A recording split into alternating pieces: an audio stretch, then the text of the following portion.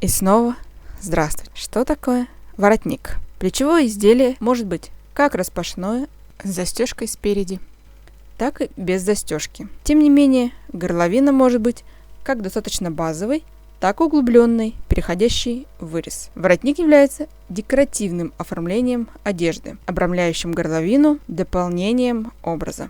Плоско лежащий или иначе отложной воротник свободно лежит на плечах, груди. Другие воротники своим основанием облегают шею. Эта часть, что облегает шею, называется стойкой. Она бывает как отрезная, так и цельнокроенная, с отложной частью воротника. Составляет с ним единое целое. Так, рубашечный воротник считается классическим примером отложного воротника на стойке. Порой используют только стойку в качестве воротника. Ее концы, смыкающиеся в центре полочки, могут быть по-разному декорированы, придавая стойке вид больше воротника, чем просто стойки.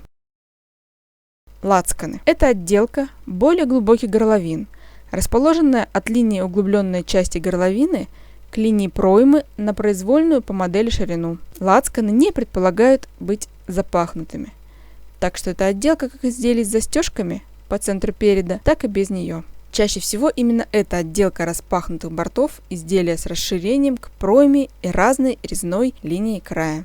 Лацканы начинаются примерно от нижней линии горловины и уходят вниз. Стойка обрамляет горловину вокруг шеи. Воротник апаш, где лацканы соединены со стойкой горловины.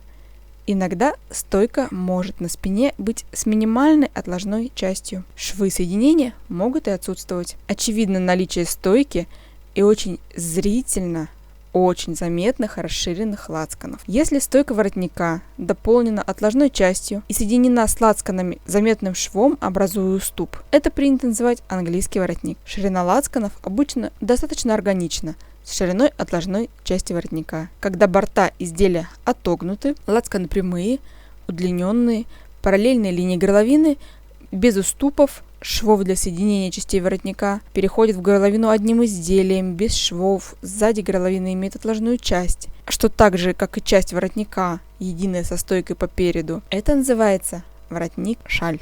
Действительно похоже на переброшенный через плечи шарф. Это основные виды, на которые принято делить воротники. После того, как стало понятно деление воротников на виды, начнем рассмотрение с отложных. До встречи в следующем ролике.